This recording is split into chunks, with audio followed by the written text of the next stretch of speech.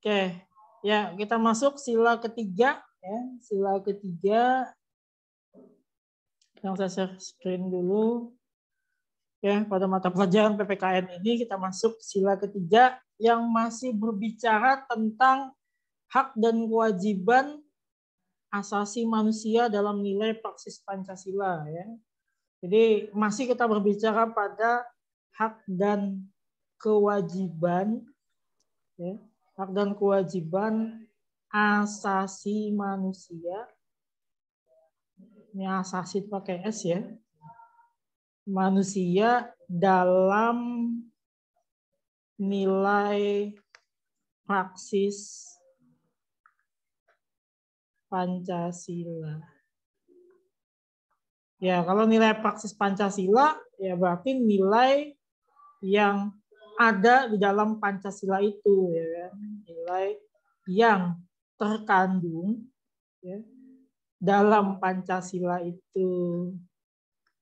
Oke.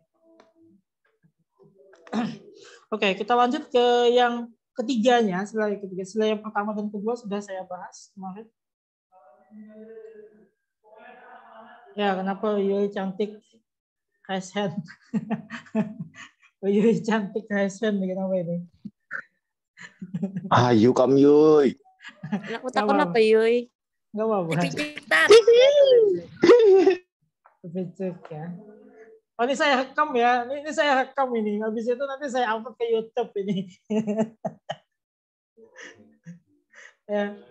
Ini YouTube-nya apa tanda ulun subscribe tata. Ya, nanti. Ini saya rekam Zoom-nya. Nanti saya masukkan ke YouTube. Nanti lihat aja di YouTube ya. Giveaway. Oke. Kenapa nih? Oke, pokoknya ini saya rekam, Zoom-nya saya rekam, nanti saya masukkan ke YouTube. Oke, kita lanjutkan. Yang ketiga, yang C, ya kan? Ada namanya Sila Persatuan Indonesia. Sila Persatuan Indonesia.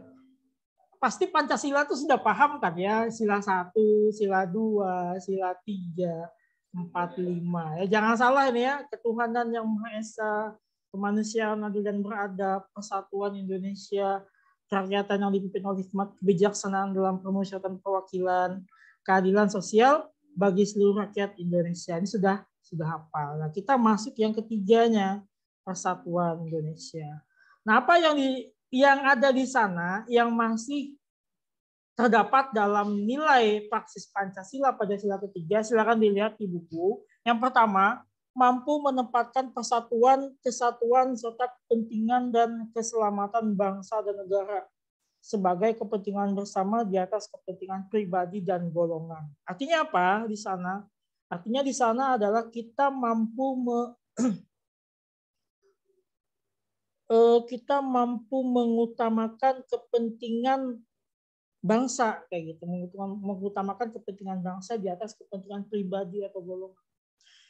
Jadi misalnya ada apa ya, mungkin bencana alam lah ya. Contoh yang nyata itu misalnya bencana alam. Contoh adalah bencana alam. Bencana alam. Anggaplah bencana alam di mana seperti itu ya.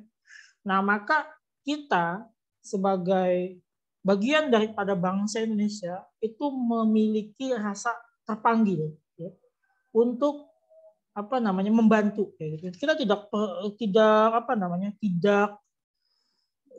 membedakan lagi di mana tempat kejadian ini kayak gitu. Mungkin kita yang berada di Kalimantan, bencana alamnya misalnya di daerah lain, anggaplah misalnya di Sulawesi ya, kita tidak kenal dengan mereka, tapi karena kita masih yang namanya memiliki rasa persatuan Indonesia tadi, ya, maka kita membantu seperti itu. Jadi mengutamakan kepentingan negara, kepentingan bangsa, keselamatan bangsa dan negara di atas kepentingan pribadi. Ya, jadi tidak lagi kita mementingkan kepentingan pribadi kita sudah, kalau kasusnya seperti itu. Apalagi kepentingan golongan. Kepentingan golongan ini misalnya adalah kepentingan partai, kepentingan organisasi, ya kan. Kita tidak lagi mementingkan itu. Tapi yang kita lihat adalah kepentingan bangsa dan negara. Itu yang pertama. Yang Yang kedua adalah sanggup dan rela berkorban untuk kepentingan negara dan bangsa apabila diperlukan. Nah ini sebenarnya erat kaitannya juga dengan yang pertama tadi. Yang kedua ini juga sama erat kaitannya dengan yang pertama tadi. Apa ini? Ini adalah sikap rela berkorban. Sikap rela berkorban demi bangsa dan negara Indonesia. Karena kita hidup di Indonesia, maka negara yang kita harus kita rela berkorban demi negara kita yaitu Indonesia. Gitu. Contohnya apa? Contohnya adalah bela negara. Bela negara. Kalian sudah belajar kan bela negara ya? Kamu Ustaz Iqbal. Bela negara. Apa yang kalian pelajari dalam bela negara? Apa saja? Contohnya siapa? Si Hanan ya? Ada Hanan. Apa Hanan? Contoh yang diajarin Ustaz Iqbal di bela negara. Jangan tahu. Ya, nggak tahu gimana. Ayo yang lain. Males banget itu Tatai. Apa saja? Kan ada bukunya ya, saya lihat itu ada bukunya. Bela negara itu. Ada. Ya, berarti ada gitu ya. Ya, kalau saya lihat sekilas sih, dia kan berbicara tentang kewajiban seorang warga negara ya untuk rela berkorban tadi untuk negaranya. Itu istilah dari bela negara itu. Contoh yang lain, contoh bela negara yang apakah bela negara itu harus kita menjadi polisi dulu atau kita menjadi TNI dulu? Tidak harus. Apakah hanya dilakukan oleh TNI, Polri atau yang lainnya kayak gitu? Atau sistem pertahanan Indonesia? Tidak. Masyarakat biasa pun bisa ikut dalam ini tadi ya. Berkorban untuk kepentingan bangsa. Contohnya apa? Contohnya adalah gini. Pernah tahu yang namanya Profesor B.J. Habibie atau almarhum Eyang Habibie? Tahu nggak? Ada yang tahu nggak? Atau ada yang nggak tahu ini? Tahu. Siapa beliau ini? Ini siapa ini? B.J. Habibie. Ini siapa? Siapa dulu? Siapa? Ini siapa ini? Ayo Hanan, siapa ini? Maksudnya apa, Tat? Ini siapa? Mantan presiden, Tat. Oh, mantan presiden. Ada lagi siapa? Selain mantan presiden, pembuat pesawat, inspirasi bagi orang Indonesia ya untuk bikin pesawat. Nah, Profesor Habibie atau B.J. Habibie atau Pak Habibie ya, kita mengenal. Ini punya latar belakang pendidikan ya di bidang engineer atau teknik pesawat. Dia menyelesaikan S1-nya di ITB Bandung.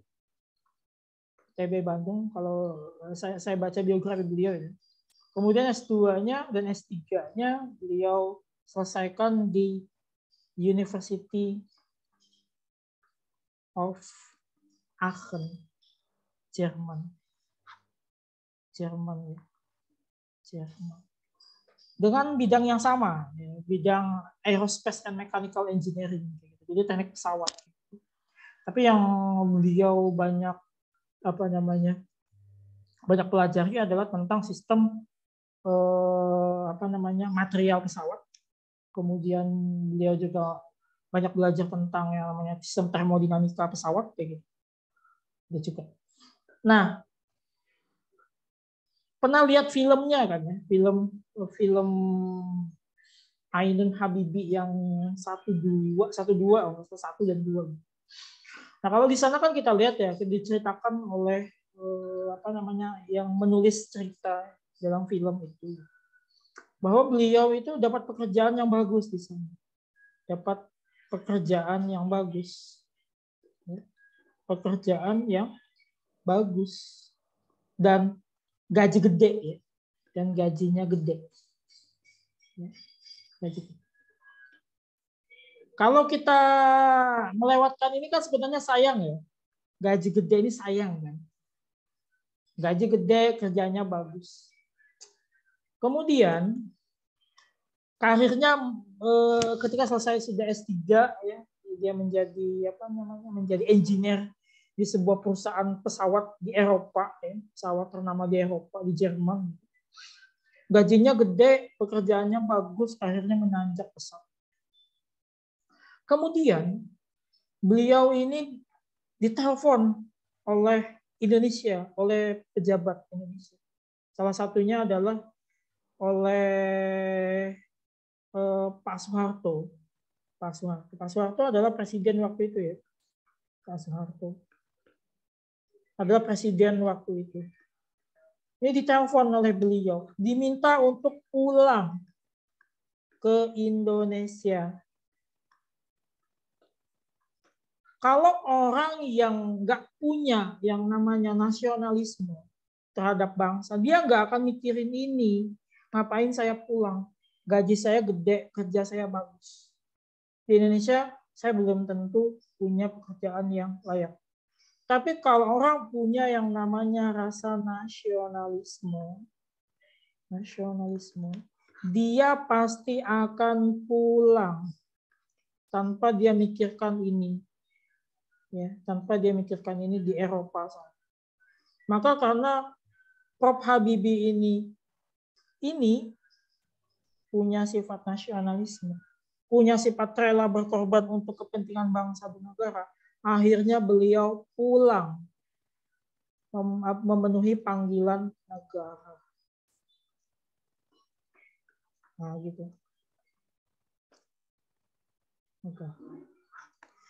Ini, jadi rela berkorban. Ini kita harus dalam tanda kutip, dalam bahasa kasarnya kita membuang yang gaji gede ini pulang demi kepentingan bangsa dan negara. Gitu. Artinya ya tadi berkorban untuk itu. Namanya rela berkorban. Lalu adakah orang yang tidak mau pulang? Ada. Ya. Ada yang tidak mau pulang. Sebagai contoh, kasus contoh ya. Orang yang tidak mau pulang, adakah yang tidak mau pulang? Ya ada, saya katakan ada. Sebagai contoh adalah gini, sekarang Indonesia itu punya yang namanya lembaga pengelolaan dana pendidikan, ya, yang disingkat sebagai LPDP. Ini jenis beasiswa sebenarnya, ya. Ada jenis beasiswa LPDP. Nah, beasiswa ini dikelola langsung oleh Kementerian Keuangan RI. Gitu.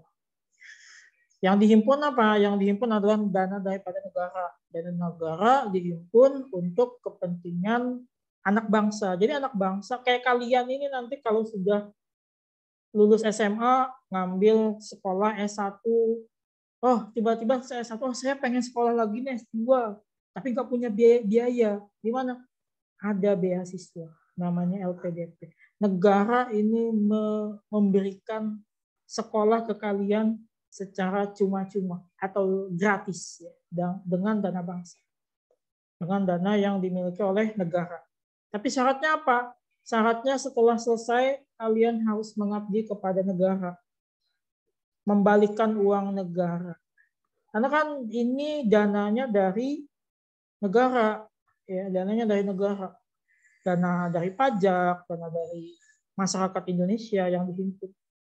Kemudian dikelola oleh Kementerian Keuangan, dijadikan namanya beasiswa. Contoh orang-orang yang dapat beasiswa banyak ya. Salah satunya ada artis Tasya Kamila itu juga dapat beasiswa LPDP waktu dia kuliah ke Columbia University di mana itu? Di US ya, Amerika. Kemudian kayak si siapa Maudy Ayunda ya, itu juga dapat beasiswa LPDP. dia kuliah di S2-nya di Stanford University di US, juga sama. Dengan dana yang tidak sedikit, ya, miliaran rupiah dikeluarkan. Gitu. Saatnya harus kembali ke negara. Alias kalau sudah menyelesaikan pendidikan, dia harus pulang ke Indonesia. Ada enggak yang tidak pulang? Nah, ini yang saya katakan tadi, tidak pulang. Ada enggak? Ada. Ternyata. Ya, ada ternyata. Kasusnya gimana? Saya tidak menyebutkan merek orangnya. Nanti menjadi hal-hal yang tidak diinginkan. Jadi mungkin bisa searching sendiri di internet. Ya. Ada alumni beasiswa tersebut yang tidak pulang ke Indonesia. Kenapa? Karena mungkin dia punya karir setelah lulus sekolah, dia punya karir yang bagus di negara tersebut. Padahal negara meminta untuk pulang, ternyata dia tidak pulang. Nah, ini yang saya katakan tadi, walaupun ini gede gajinya atau ini karirnya bagus, tetapi ketika negara itu meminta kita untuk pulang, untuk mengabdikan ilmu kita di negara ini, maka kita harus rela berkorban untuk itu. Yang saya katakan, bagian kedua itu adalah sanggup dan rela berkorban untuk kepentingan negara dan bangsa apabila diperlukan. Nah, kalau mungkin saat ini kita merasa mungkin tidak diperlukan, belum diperlukan ya, belum diperlukan terlalu banyak. Mungkin kalian hanya fokusnya ke sekolah ya. Mungkin kalaupun ada kontribusi apa kayak gitu, misalnya kayak menggalang dana mungkin atau kegiatan OSIS, itu salah satu kontribusi kan. Tapi kan belum begitu belum begitu terlihat ya rela berkorbannya. Mungkin hanya sebatas kontribusi yang seperti itu. Nah, tapi kalau sudah yang kayak gini, ini kontribusi yang besar sebenarnya. Jadi seperti itu. Ya, kontribusi yang kecil pun sebenarnya diperlukan juga oleh negara.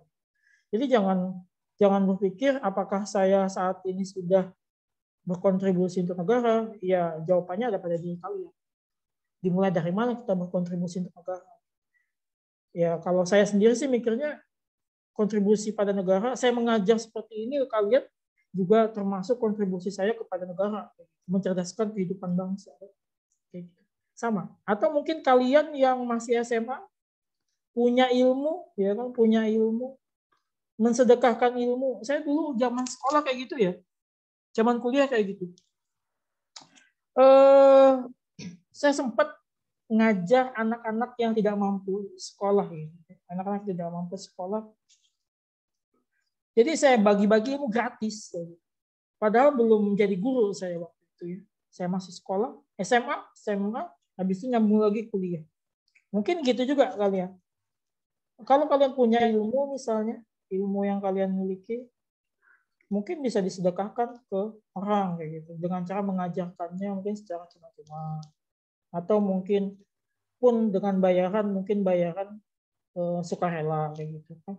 Dengan cara menolong. Itu juga termasuk kontribusi pada negara sebenarnya. Oke, yang ketiga, saya akan bahas yang ketiga. Mengembangkan rasa cinta tanah air dan bangsa. Sama ya, hampir sama kepada yang kedua dan pertama tadi. Mengembangkan rasa cinta tanah air kepada bangsa. Ketika kita sudah rela berkorban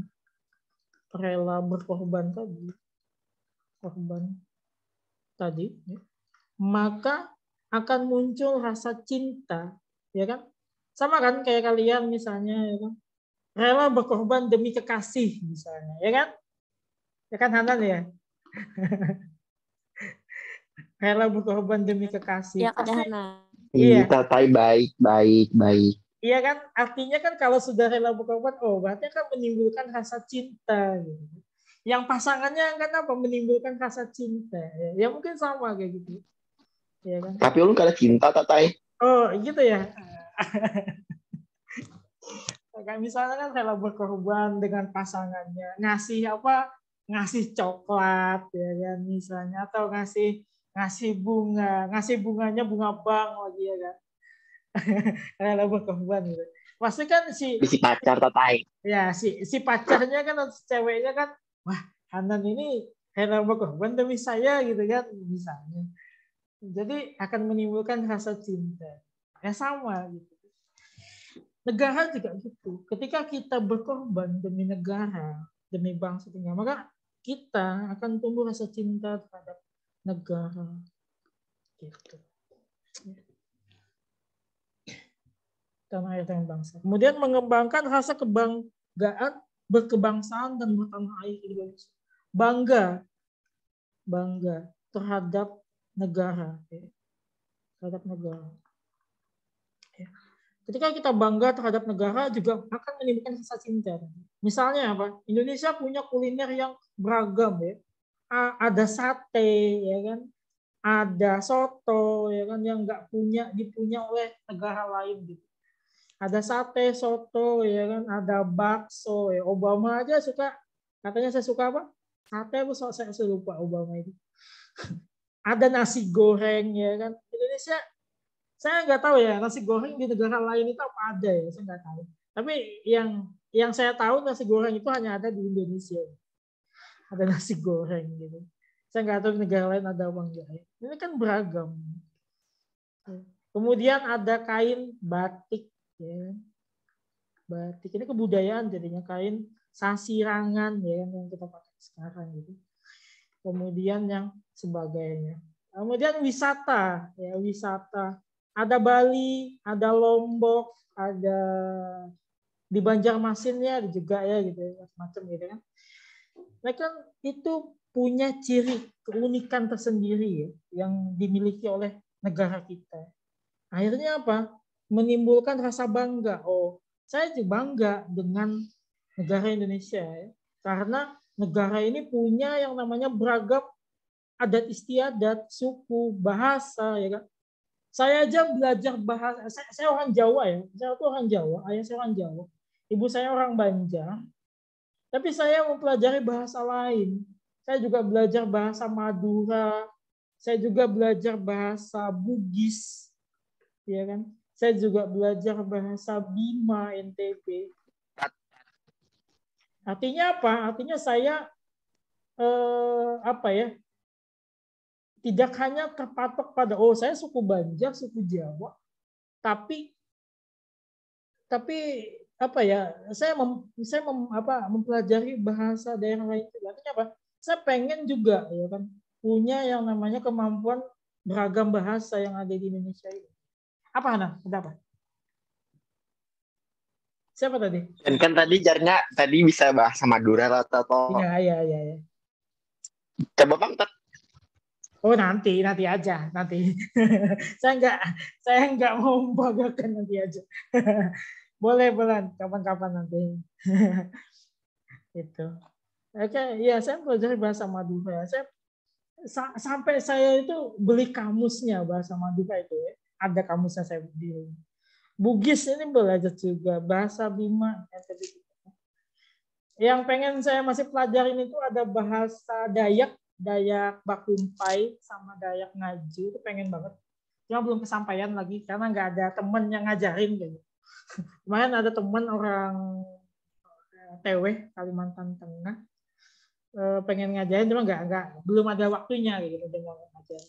Nah, itu saya masih inilah gitu, masih pengen juga belajar bahasa Dayak. Artinya apa? Artinya kita tidak terbatas pada kita hanya orang ini pakai kebudayaan ini, enggak. Tapi kan namanya kita Indonesia ya kan, kita kembali ke falsafah negara kita, Bhinneka Tunggal Ika. Nanti ada dibahas lagi. Itu yang saya masih punya waktu mungkin saya minta waktunya 2 atau 3 menit lagi lah ya. Mau habis juga.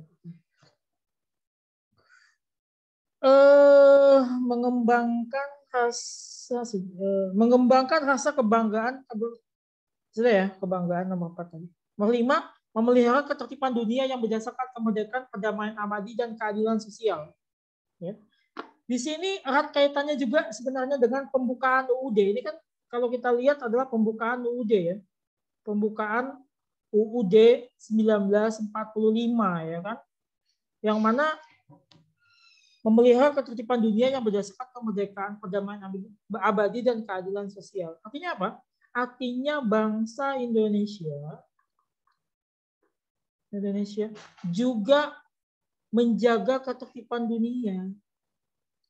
Ketertiban dunia ya kan? Ketertiban dunia. Menjaga ketertiban dunia. Supaya apa? Supaya dunia ini tetap damai, Tidak ada lagi yang namanya penjajahan oleh kolonialis, tidak ada lagi yang namanya mungkin ya salah penjajahan lah ya, penjajahan, kemudian ketidakadilan dan sebagainya, atau mungkin peperangan ya kan. Nah maka Indonesia atau bangsa Indonesia juga salah satu menjaga ketertiban dunia. Apa yang dilakukan oleh negara kita? Nah, salah satunya negara kita juga ikut dalam KTT G20. KTT G20 ini KTT yang diikuti oleh atau organisasi yang diikuti oleh negara-negara yang negara-negara yang punya power, kekuatan militer yang besar ya, seperti Amerika, US, kemudian Australia juga, kemudian Indonesia juga ikut, bahkan juga Uni Eropa, Inggris itu bukan Uni Eropa lagi ya, Inggris tidak masuk ke dalam Uni Eropa lagi karena Inggris sudah menyatakan keluar dari badan Uni Eropa. Nah, jadi tapi Inggris juga masuk dalam kategori, Jepang juga masuk ya. Nah, dan bersyukurnya juga Indonesia terpilih sebagai presiden pada organisasi G20 ini. Nah, jadi itu satu kebanggaan lah ya bagi Indonesia. Indonesia terpilih jadi Dewan Presidiumnya G20. Ini tidak hanya menjaga ketertiban dunia sebenarnya, tapi juga stabilitas ekonomi, sosial, budaya G20. Tapi yang utama yang di pembahasan ini adalah menjaga ketertiban dunia yang berdasarkan kemerdekaan, perdamaian abadi dan keadilan sosial.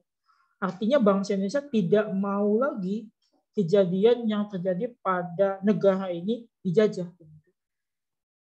Bahkan negara Indonesia dulu ketika ada pertikaian dunia ya saya lupa di Kongo atau di mana itu, TNI itu dikirim ke sana kayak gitu untuk ikut mendamaikan ya di bawah komando dari PBB kayak gitu. Jadi termasuk juga lah ya, kita bersyukur juga bahwa aparat negara kita termasuk TNI itu bisa ikut dalam misi perdamaian di dunia di bumi. Oke, terakhir 6 dan 7 saya bahas cepat aja. Mengembangkan persatuan Indonesia atas dasar Bhinneka Tunggal Ika. Bhinneka Tunggal Ika berarti berbeda-beda tetap satu jua. Nah, ini falsafah negara kita. Jadi mau orang Banjar, mau orang Jawa, mau orang Bugis, mau orang Sumatera, mau orang manapun, yang namanya bangsa Indonesia itu adalah bangsa. Putus. Oke, sebentar ya. Jaringannya ini putus. Bentar, sinyalnya putus sebentar. Sebentar. Suara saya masih terdengar nggak? Masih ya? Oke, cek. Masih terdengar suara saya? Masih, Ustaz. Oke.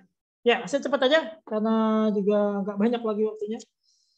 Terakhir, memajukan pergaulan demi persatuan dan kesatuan bangsa. Ini erat kaitannya sama juga dengan pergaulan dalam ranah nasional ya. Jadi kita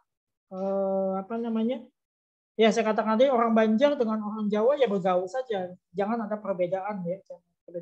Karena kita juga sama-sama bangsa Indonesia seperti itu. Bagian daripada bangsa Indonesia. Jadi itu makna daripada nomor 7 tadi. Oke, mungkin itu saja yang bisa saya bahas pada kesempatan kali ini. Silakan kalau ada yang ditanyakan. Ada? Tidak ada. Tidak ada. Oke, sebentar saya presensi dulu ya. Saya presensi dulu kehadirannya. Sebentar.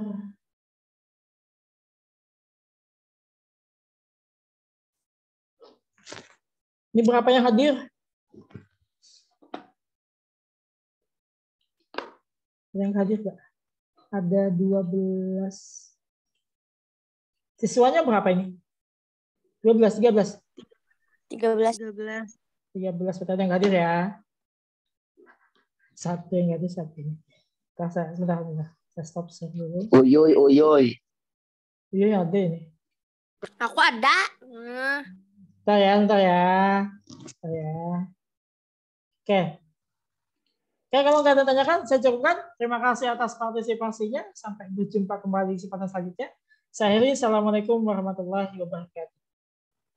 Waalaikumsalam Waalaikumsalam warahmatullahi wabarakatuh. Wabarakatuh.